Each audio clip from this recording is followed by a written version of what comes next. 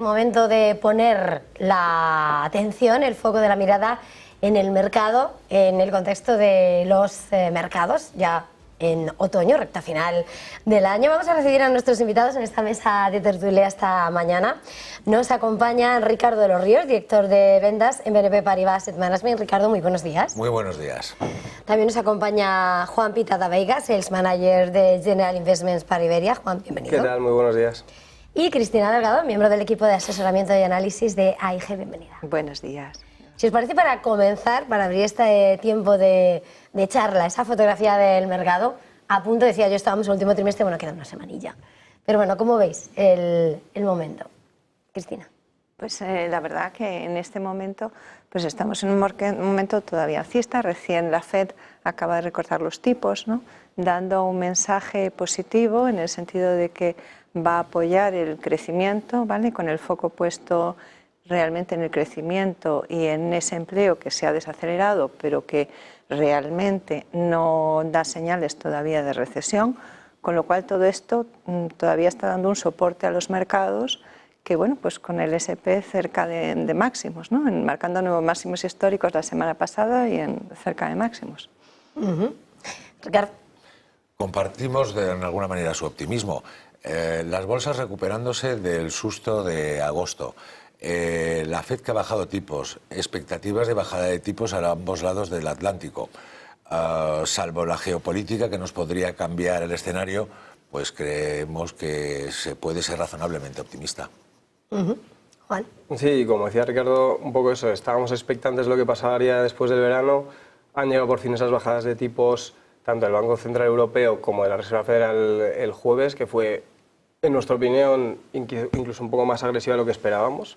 El mercado está un poco ahí debatido entre los 50 a los 25, se fue a los 50 un poco lanzando un mensaje realmente agresivo, y de cara a lo que queda del trimestre, pues ver un poco cómo siguen funcionando los bancos centrales, cómo continúan siendo de agresivos o no en esas políticas de tipos, y luego con las elecciones en Estados Unidos y lo que pueda surgir en temas de geopolítica, pues es un poco donde vamos a centrar nuestra atención, y en función de eso ver cómo posicionamos las carteras, ¿no? De cara al resto del año. De alguna manera la fotografía viene alineada por ese recorte de la FED esperado. Al final movía ficha con la mayor cuantía que la que estaba buscando el mercado, 50 puntos básicos, pero a la hora del análisis quería preguntaros de alguna manera se suman los recortes de la FED, si estamos ya ante un cambio de ciclo, y si ese recorte de 50 puntos básicos a la hora de evaluarlo, si lo veis con tranquilidad, con ese discurso de Powell acompañado, o si no termina de despejar las dudas sobre la economía americana. Juan, desde... Pues sí, hay un poco, yo creo que el mercado también se debate si va a haber recesión, si no la va a haber. En nuestra opinión, todavía la economía americana sigue dando unos datos macroeconómicos positivos, si lo miras desde el punto de vista de PMI de servicios, los datos de crecimiento del PIB los últimos trimestres, ventas minoristas. A nosotros no nos preocupa en ese sentido que vaya a haber un tipo de recesión o estamos más por el aterrizaje suave. Lo que en cualquier caso sí creemos es que es un camino que ha empezado, que va a continuar y que esperamos que sea un poco más largo quizás de lo que prevé el mercado. Ricardo, perdón. No contemplamos la recesión como titular. Si hubiese recesión sería un aterrizaje suave. La bajada de tipos de la FED lo confirma porque no hay razón para preocuparse. Es más, el mercado sigue esperando más bajadas de tipos de interés. A final de año deberíamos de estar en la órbita de 2,75 3, es por lo que apuesta el mercado. No vemos la economía americana en peligro de recesión y vemos todavía datos sólidos que sostienen la economía americana como para invertir en ella. Cristina, desde EGE. Pues nosotros estamos de acuerdo, realmente, ¿no? Creo que la política fiscal de Estados Unidos en agosto sigue siendo muy expansiva, le está dando soporte, y como veis vosotros, pues no vemos realmente, vemos señales de desaceleración, sobre todo en el mercado de trabajo, que se ve claramente un menor crecimiento del mercado de trabajo, pero en ningún momento estamos viendo todavía señales claras de recesión. Es verdad que casi más que la economía americana, como bien decíais al principio, ¿no? Preocupan la geopolítica, preocupan incluso sí que vemos volatilidad, porque de cara a las elecciones en Estados Unidos vemos volatilidad, pero ahora mismo no vemos señales preocupantes de recesión. Está todo, sobre todo en Estados Unidos, muy sostenido también por un déficit fiscal que sigue aportando, y realmente lo que está detrás de las bajadas, o lo que vemos que está detrás de esas bajadas de tipos, pues es una inflación que afortunadamente está siguiendo un poco los pasos previstos, ¿no? Una inflación que va en la dirección correcta y que se desacelera. Y eso es realmente lo que está detrás un poco de esa posibilidad de la FED de ir recortando los tipos, que incluso pues, rebajó 1/10, ¿no?, las previsiones de inflación, con lo cual sigue yendo en el sentido esperado. Mensaje de tranquilidad, lo que se desprende de vuestras palabras sobre la economía americana, pero quería mirar al otro lado del charco, aquí, en la eurozona. De hecho, esta mañana son datos de PMI, lo que vamos a ir conociendo, se está viendo en pantalla, estamos viendo el PMI de servicios de Francia, en 48,3 es el nivel de contracción económica, por debajo de los 53 anteriores. El PMI en cuanto a manufactura está en 44, es ligeramente superior, pero también en contracción.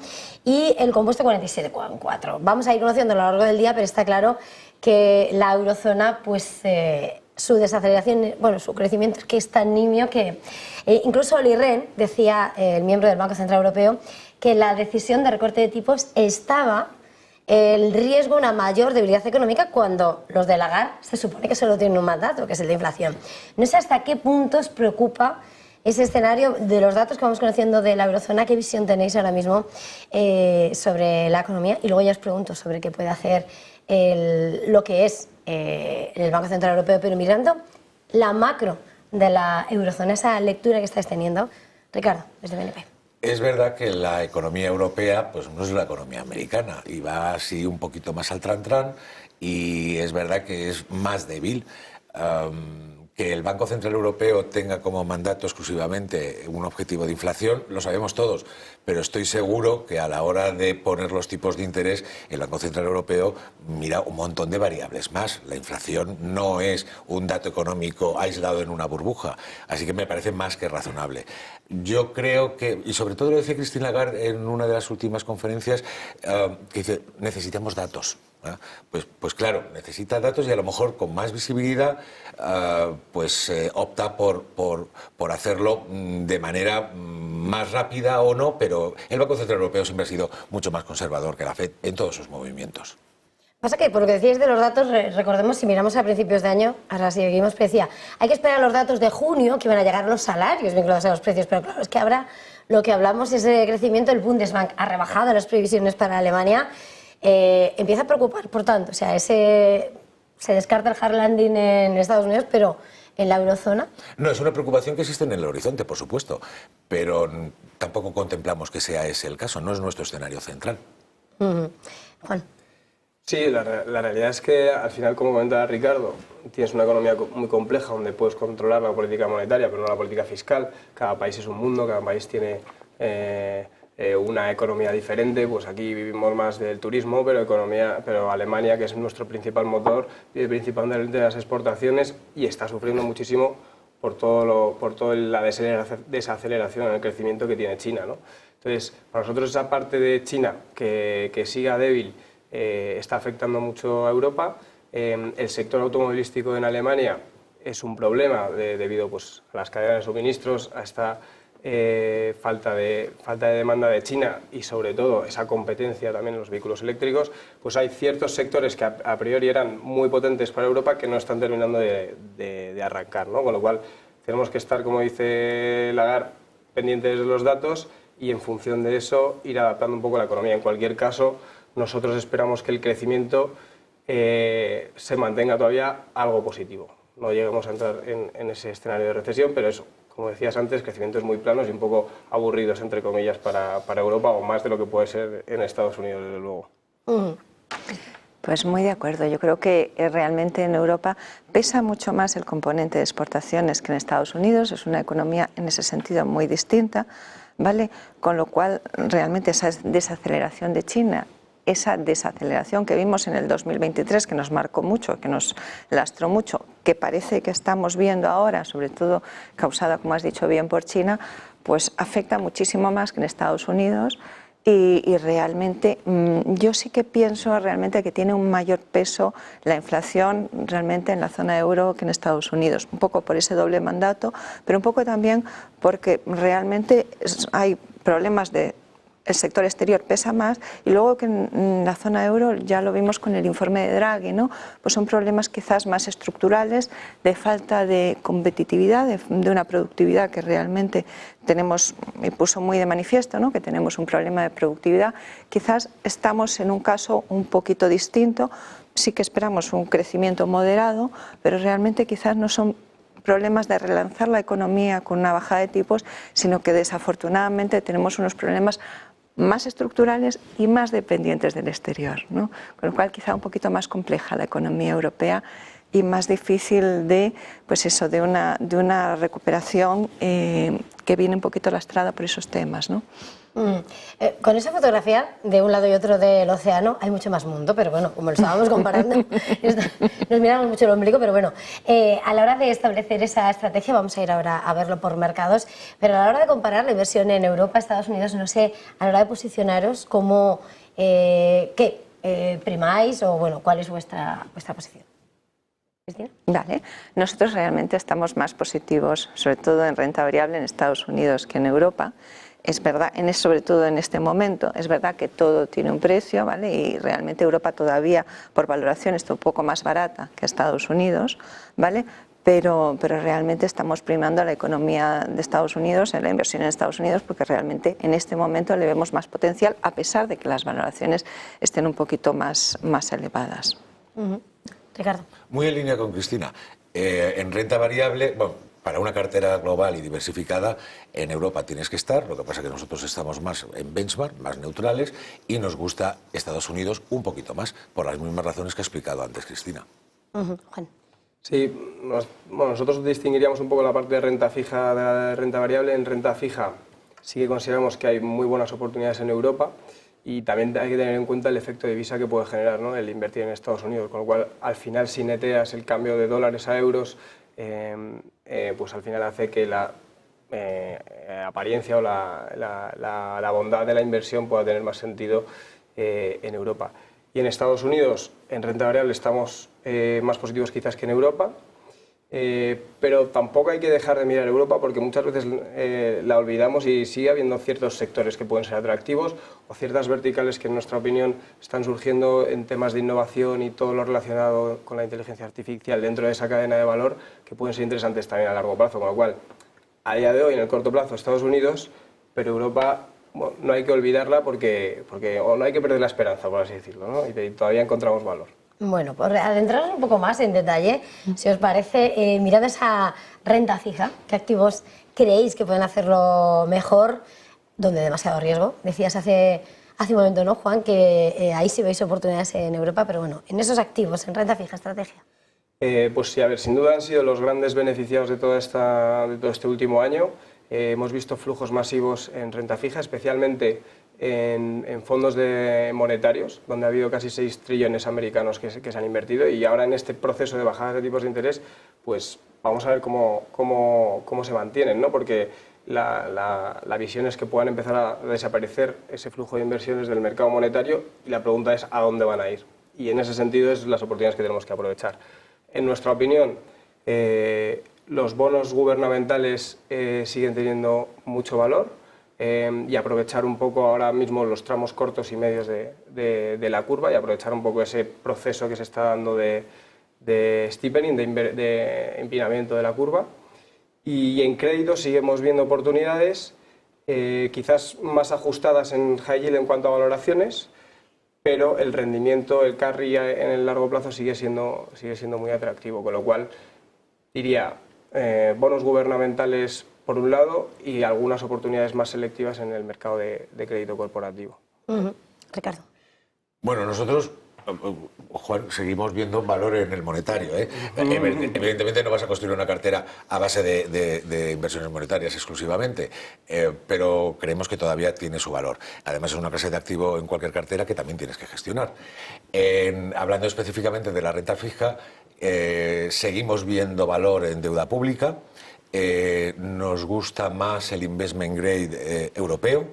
High yield, pues bien, el único problema es que a lo mejor por rentabilidad-riesgo pues igual no compensa. Entonces esa sería nuestra foto. Todavía valor en el monetario, deuda pública y investment grade europeo.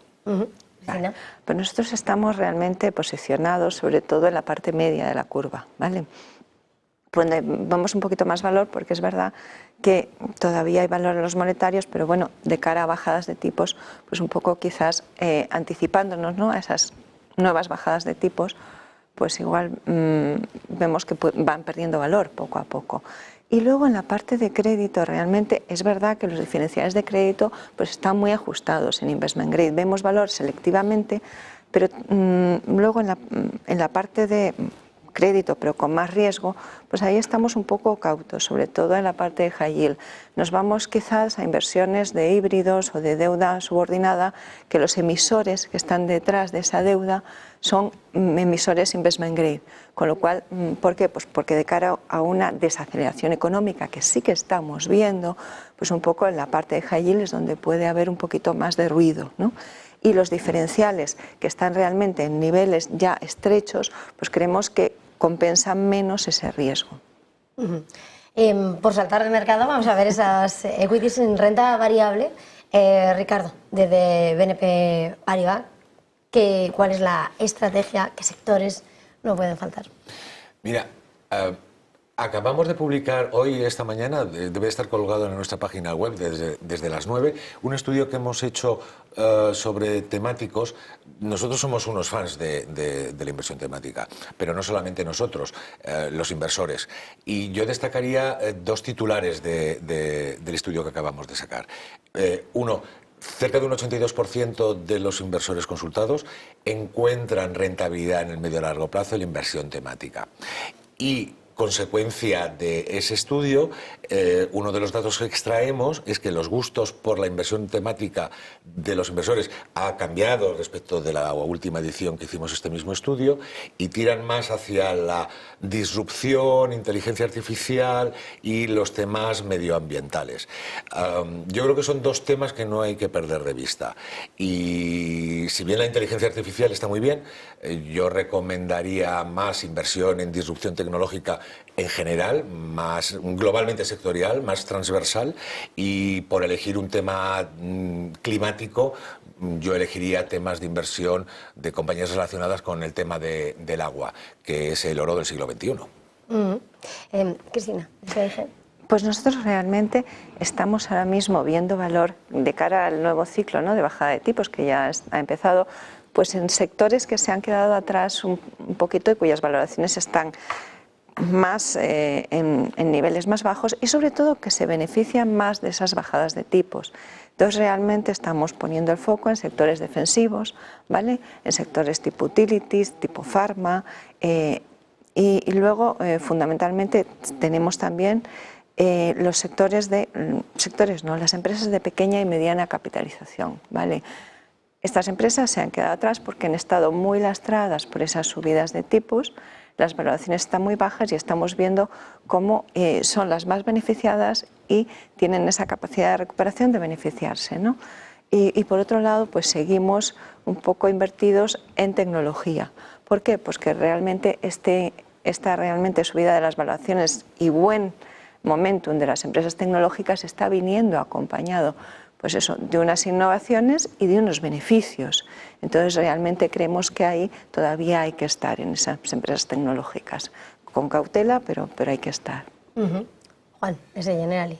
Pues yo diría en dos fases. A corto plazo sí que estamos más infraponderados de lo que veníamos estando en renta variable, un poco en línea con lo que decía Cristina. Por un lado, vemos que normalmente es una temporada que suele ser tradicionalmente peor para los mercados financieros de final de año.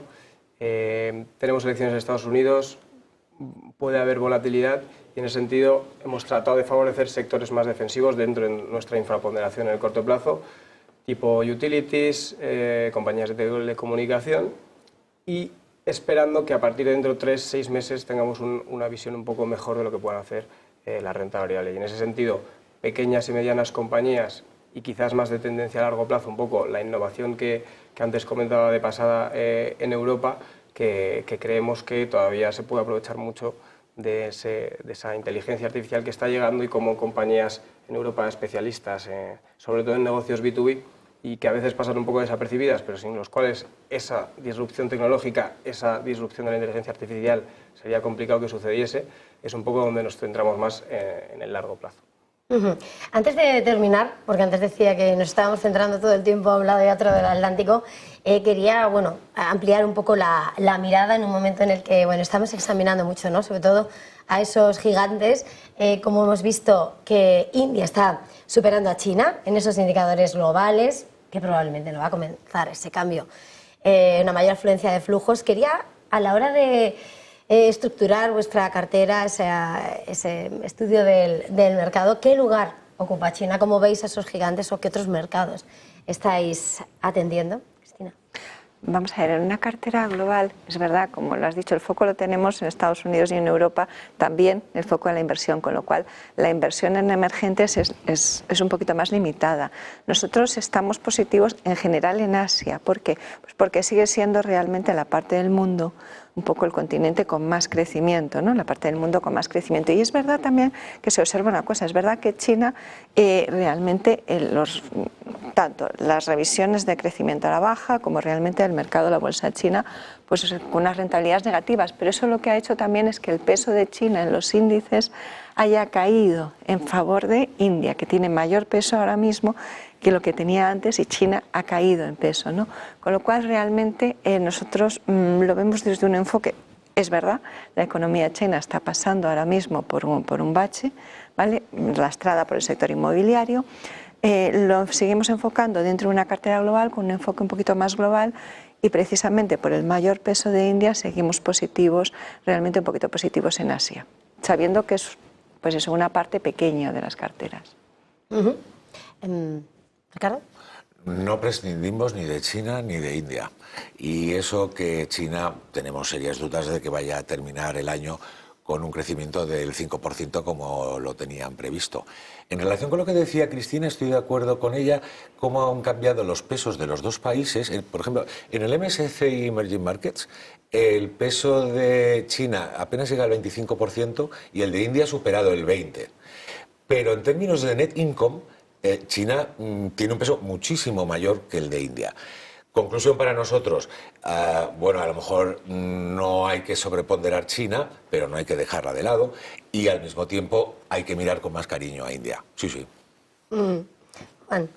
En nuestra opinión desde Generali, China lo vemos un poco con escepticismo. Es verdad que los últimos, en términos de valoraciones, está muy atractivo y muchos inversores se lo han planteado pues casi como una inversión más value o en términos de valoración relativa pues muy atractiva. La realidad es que nosotros estamos escépticos en cuanto a la capacidad del gobierno para darle un poco la vuelta a esa desaceleración en el crecimiento económico, y en cuanto a países emergentes estamos mirando más al otro lado, más a Latinoamérica que quizás a China o a India, porque estas bajadas de tipos en Estados Unidos y esa bajada del dólar también va a hacer que países más del aspecto latinoamericano nos interesen más. Países como México u otros de la región nos interesan más a día de hoy que quizás China. Pues muchísimas gracias a los tres, gracias por traernos este análisis, esta visión. Juan Pitada Veiga de Generali, Cristina Delgado de AIG, Ricardo de los Ríos de BNP Paribas. Gracias a los tres. Feliz jornada. Gracias a ti. Feliz semana. Feliz semana. Muchas gracias. Y nosotros hacemos una pequeña pausa y enseguida continuamos.